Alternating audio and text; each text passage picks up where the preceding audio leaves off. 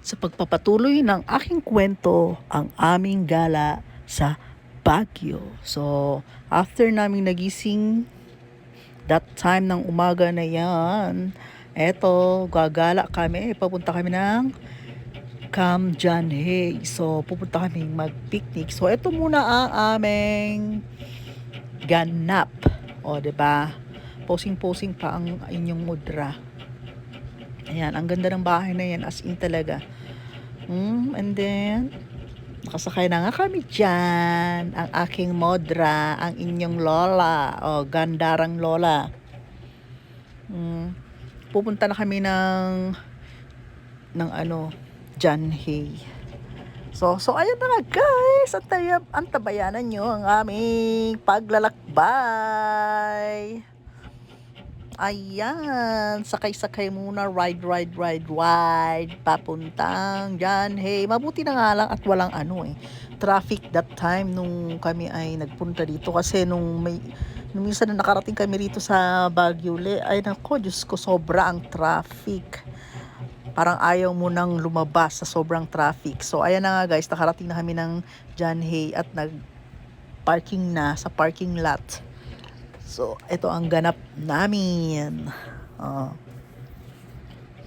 Ang luwang ng parking lot nila rito. Pero ang hindi ko lang rito is ang public toilet nila.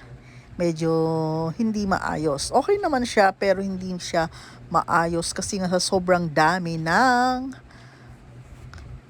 gumagamit. So, ayan nga, bit-bit ng aking mudra ang kanyang mahiwagang banig. Ayan, ang kanyang antigong banig, dala-dala niya. All the way from Capas, Tarlac. O, di ba? Ang kanyang banig nakarating ng Baguio. Napakatagal na yan, guys. Itong banig na to, legend na. Nag-anak apo na. O, di ba? Yung banig na yan, as in, bata pa lang ako, banig na yan. Hanggang ngayon, banig pa rin banig pa rin ng inyong lola. O, di ba? Nagamit pa rin namin papuntang gala. Oh, 'di ba? Pero in fairness, guys, ang ganda rito talaga sa sa Cam Janhay na to. Pwede kang mag-camping tent, pwede kang mag-picnic, kung ano man ang gusto nyong gawin dito, lalo na kung halimbawa may mga ganap-ganap kayo, like birthday parties, ganyan. Pwede kayo dito. Gathering, ang dami pwedeng mapagpwestuhan. So ayan nga, tagahanap kami ng pagpupwestuhan namin, ang daming tao. So ayan na, hindi ko maiharap sa camera doon sa kabila kasi nga hindi ko makalikot. Ay nako, ganito ba talaga ang iPhone? Nakakainis talaga, ano?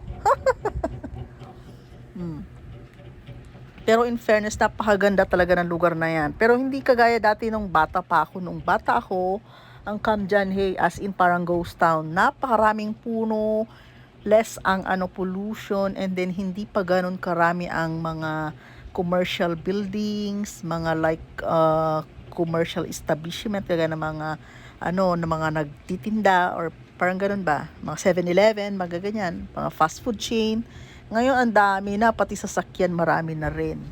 Nung araw, nung bata pa ako, hindi ganyan. Storyteller muna tayo. Hindi ganun siya ang ganda ng punong ng pine tree na yan. Hindi siya ganun ng tawag dito, ka-polluted nung araw, nung bata pa ako. And then, the degrees, alam nyo yung lamig sa Baguio noon. Hindi siya kagaya noon sa ngayon. Ang Baguio noon, umaabot siya ng 7 degrees. Ngayon hindi na siya umaabot ng 7 degrees. So, siguro kung pinakamalamig na, siguro ngayon ng 10, 11, ganyan. Pero hindi na kagaya dati. As in, nagyayelo talaga ang baso mo. As in, nagyayelo talaga ang tubig. Pero ngayon hindi na dahil overpopulated ang Baguio. Sobra. Pati lalo na pag sa traffic. Ay nako, mag-isip-isip kayo kung pupunta kayo dito sa Baguio. Always dapat kailangan walang tawag dito, walang season ba? Ano ba tawag? Holiday season ba? Parang ganun. Hindi dapat yung mga malawakang gathering para hindi siya traffic. At eto na nga, naglalakad kami papunta at naghahanap kami ng pagbibilihan ng aming makakain dahil kami nga ay gutom na dahil ang aming baon ay hindi nagkasya. So, kailangan namin ng makukutkot. Ang 7-Eleven daw pala ay doon pa sa dulo. Kaya kami naglakad hanggang sa nakarating. So, ayan na nga guys. Salamat sa inyong panunood.